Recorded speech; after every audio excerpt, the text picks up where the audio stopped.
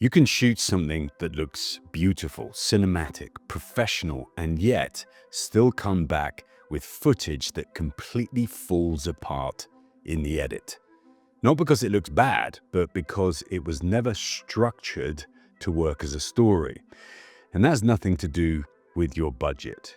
Now, over the last 10 years, the technical side of filmmaking has more or less solved itself.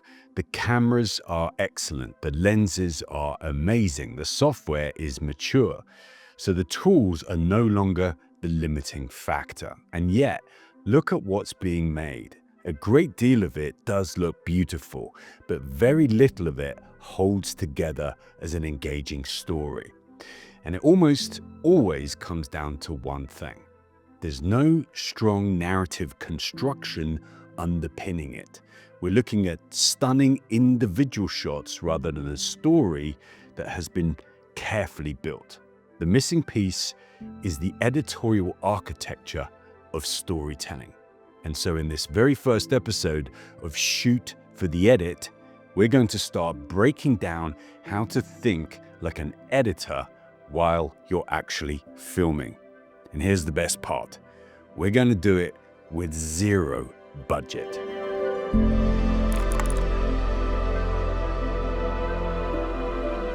Okay, let's not waste any time with the usual stuff you hear, like 10 golden rules for shooting and editing, blah, blah, blah, blah, blah. We need to see a real pilot scene and take it apart in detail. I'll go through the structure, the editorial thinking, the purpose of a pilot, and how you can start doing this right now. So here's a scene I shot a couple of months ago.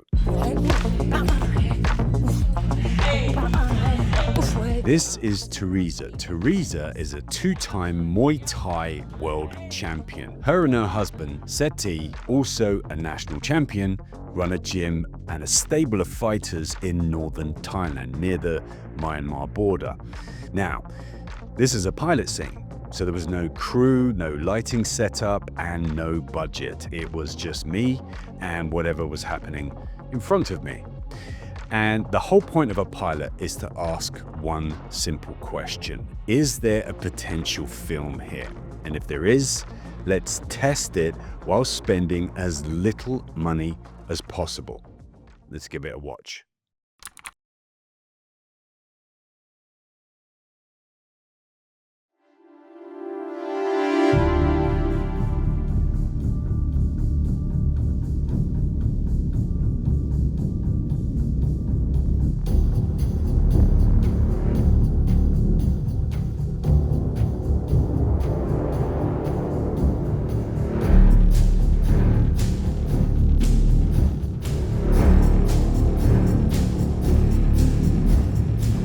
How do you deal with the fear of stepping in the ring?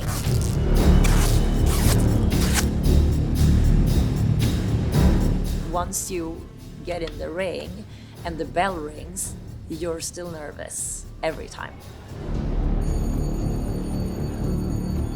I think that's in a way needed for the performance. You need that stress. So like even with 100 fights, 200 fights, you're still you get that intrusive thoughts popping into your head. Like, is it too late to just, jump out of the ring and leave? Like, what am I doing? You're training, putting yourself through so much torture to go in the ring and face somebody who is 100% intending to hurt you.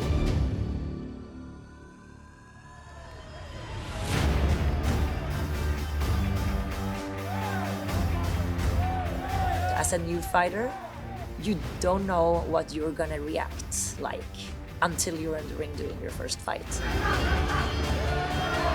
We've had fighters who, after the first fight, are like, I'm never doing that again.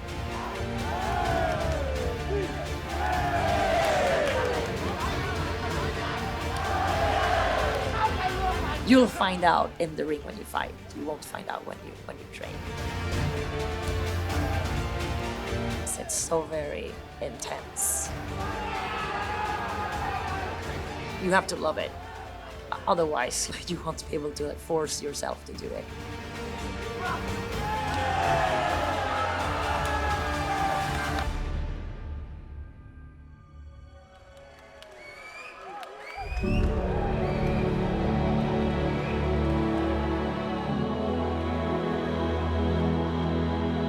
My biggest fear was not being able to control my emotions and not staying calm, but I think I did that.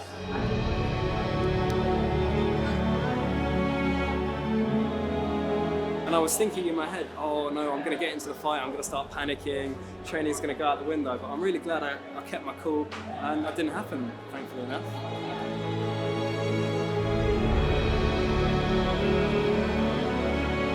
I think that's the part I'm proud of the most. The most important thing for a multi-fighter, you have to have heart, which is the drive to wanna continue when you're in pain or when you have negative thoughts telling you to stop.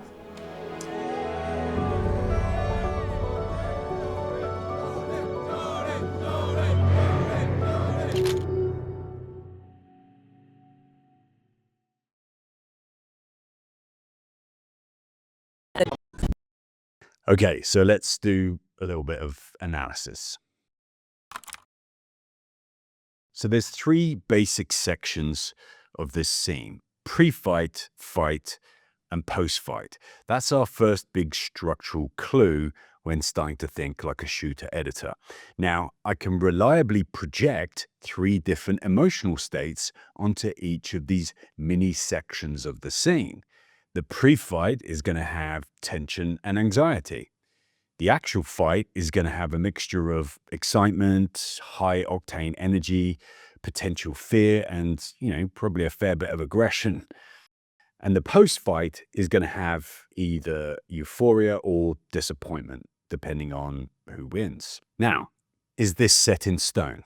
Absolutely not. But here's the important point: it builds up a storytelling template in my mind before I've even started shooting.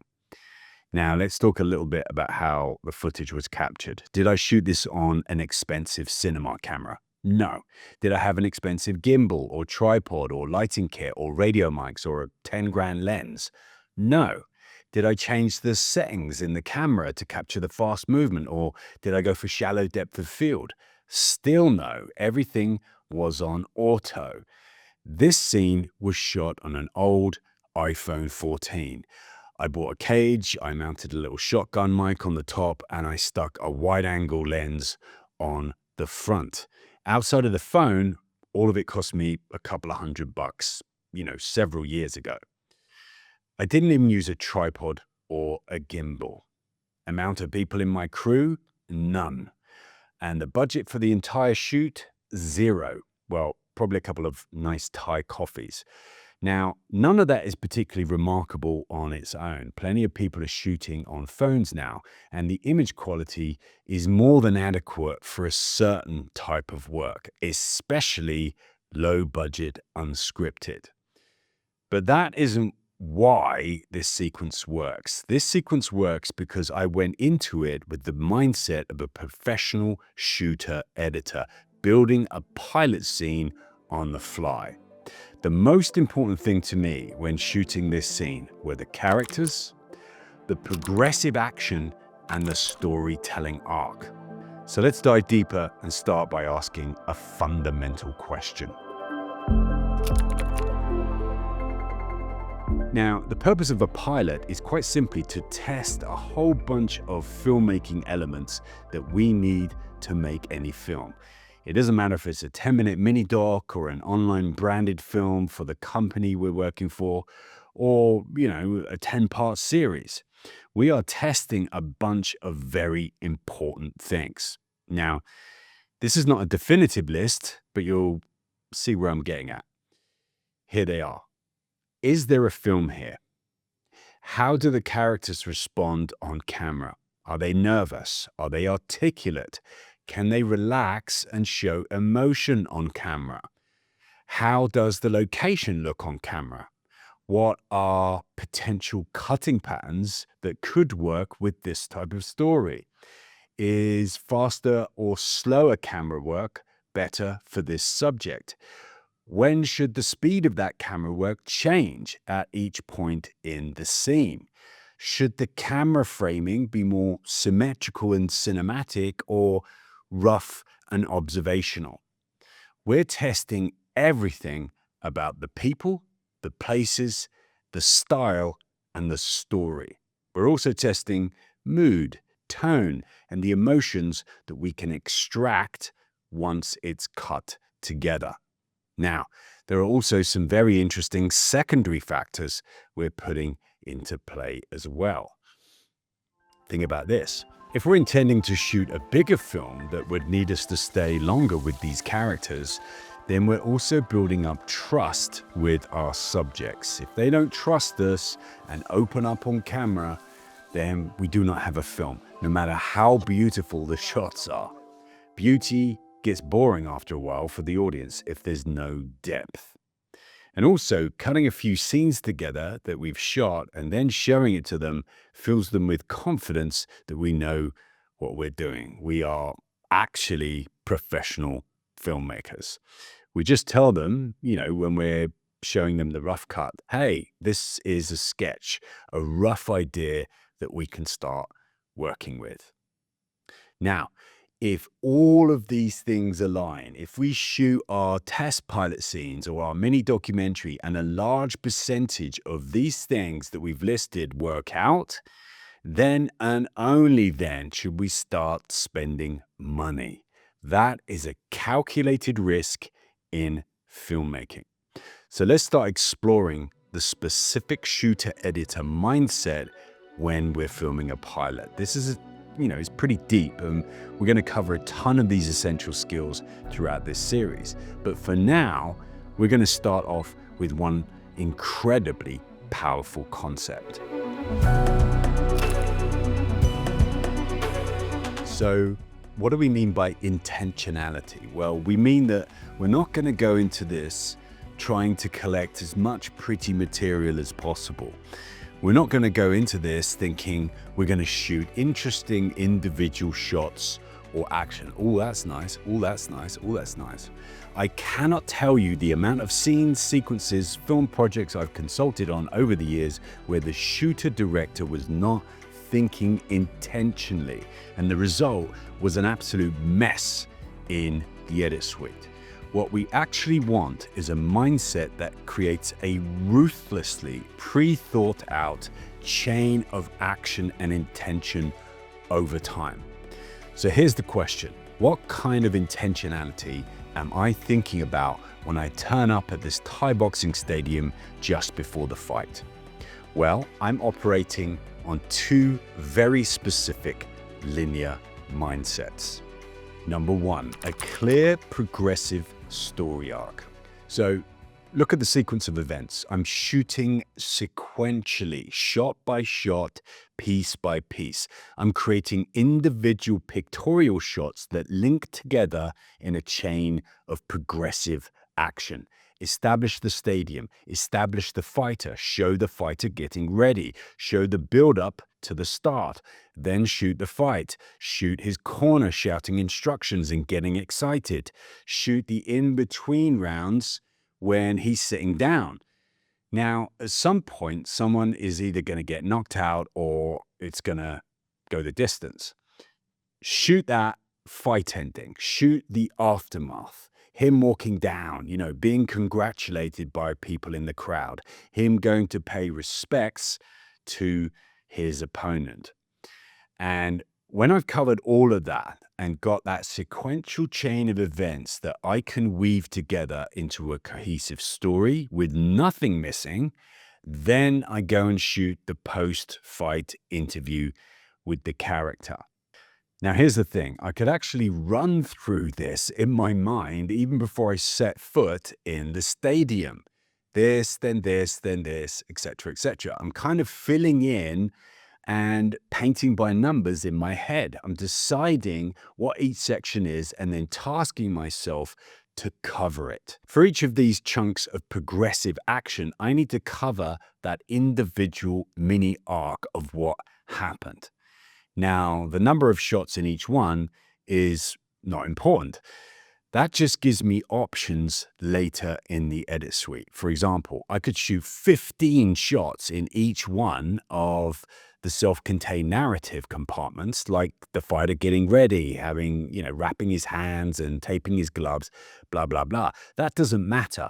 What matters is that I have compartmentalized and ring-fenced each of these progressive sections in my mind as I'm shooting. Therefore, I'm shooting with intentionality.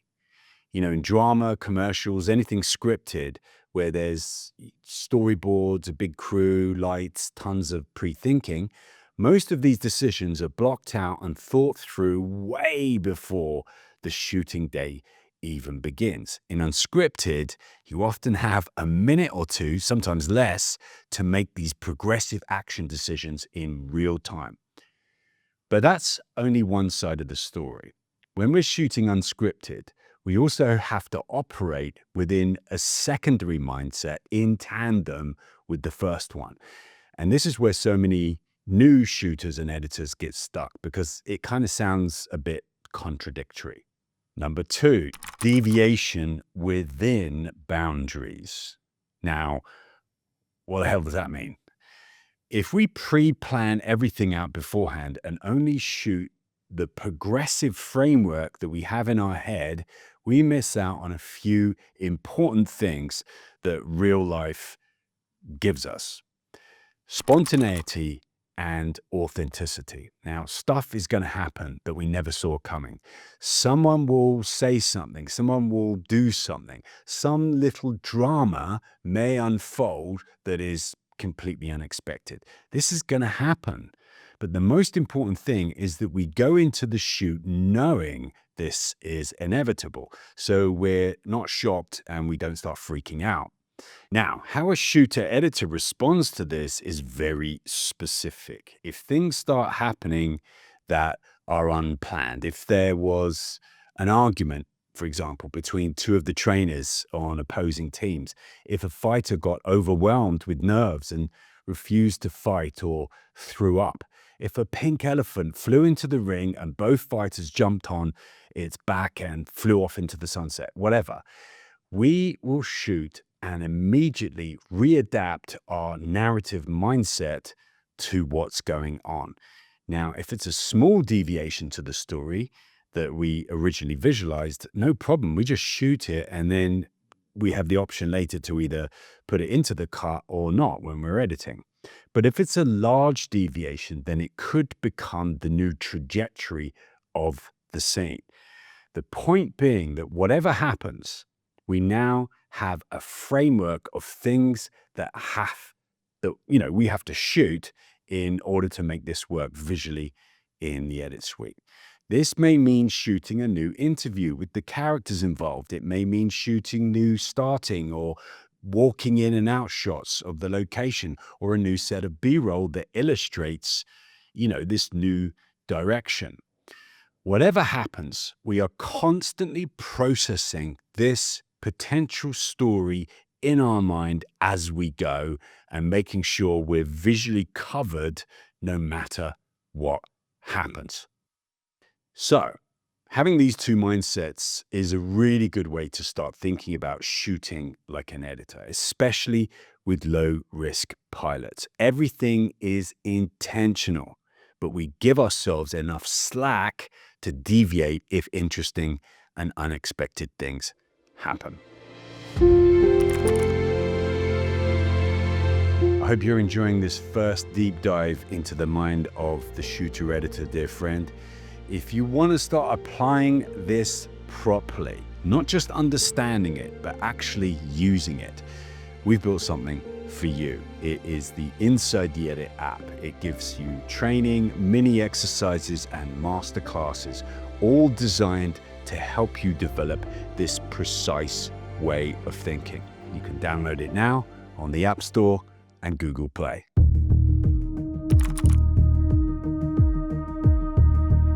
Now, I want you to start thinking about this in a very different way. Forget Muay Thai boxing in northern Thailand and exchange the character and location for a piano tuner in New York, or a prima ballerina in Milan, or a librarian in Tokyo, or a husband and wife team launching their first coffee shop in Sao Paulo. Forget even that it's one character and that you're actually following a company that maybe you work for, or an NGO that you're making a video about to tell the world the work your organization does. If you're working in the media department, in-house, at an ad agency, or a museum, or a government department, and your job is to show the work, the characters, the emotion, the story, and to make it look good, realize this: it's not just about the characters and the location.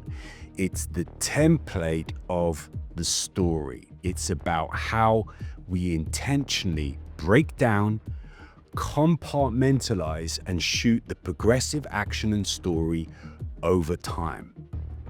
Have you got every single piece in the chain so that you are shooting with an editor's mindset? The sequential and progressive arc in a Muay Thai film will be different from the sequential and progressive arc of launch day for the new coffee shop in Sao Paulo with Mr. and Mrs. XYZ.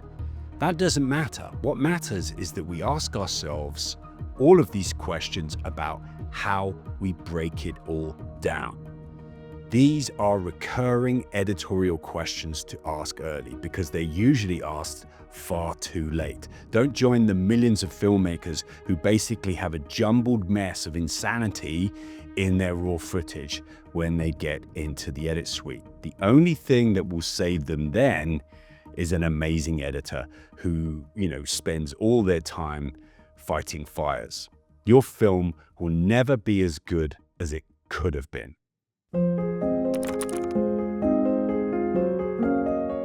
Now, of course, there's a lot here, and we're going to explore a ton of these issues over the coming episodes. But for this first episode, I want to leave you with this fundamental mindset. If we understand how sequences are built, even at the most basic level, our priorities shift quite rapidly.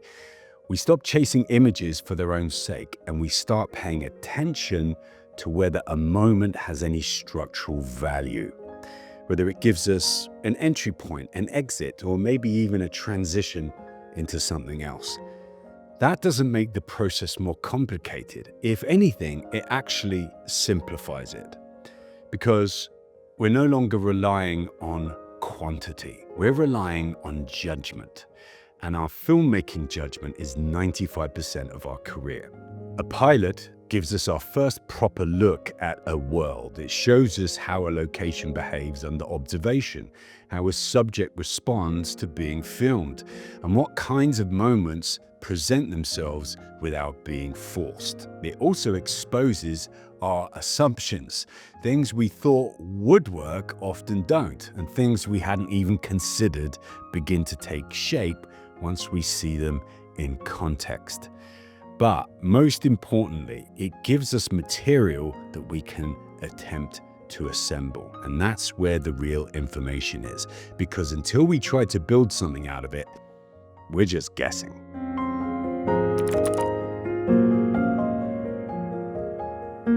Okay, let's bring this home. With this sequence, the aim wasn't to produce something polished and cinematic. It was to come away with material that had enough internal logic to provide a proof of concept. That meant paying attention to the beginnings and endings within shots, changes in energy from the characters, and points where one moment could plausibly lead into another. Nothing about that requires expensive equipment. It requires a way of looking. What this new shoot for the edit series will do over time is take that way of looking and make it explicit, and with enough practice, reflexive, so that you can just start doing this automatically when you're shooting.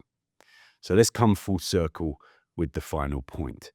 The ability to produce fantastic images is widespread. Everyone's doing it now. The ability to construct something hypnotic from those images is not. And that gap is where you craft a successful career. Now, I came out of this shoot and edit with the following. It took me about 90 minutes to film from start to finish. Intentional shooting while allowing for potential deviations gave me a low shooting ratio, which in turn meant that I only had about an hour's worth of footage. That in turn meant that it only took me about 3 or 4 hours to sling this rough cut together. That's less than half a day's work to get a proof of concept. And it cost me nothing. So on this new show, we're going to start practicing all of these skills, but with zero budget, only with the equipment you already have, your phone. And at the end of this, you'll realize 2 things. Firstly, that editing is the final bottleneck, the very epicenter of modern media. And secondly, because you've already got the equipment, you have no more excuses to start practicing high-end storytelling. Most shooter editors think their problem is editing. It isn't. Their problem was created the moment they pressed record. So if you're up for this new journey, let's get going.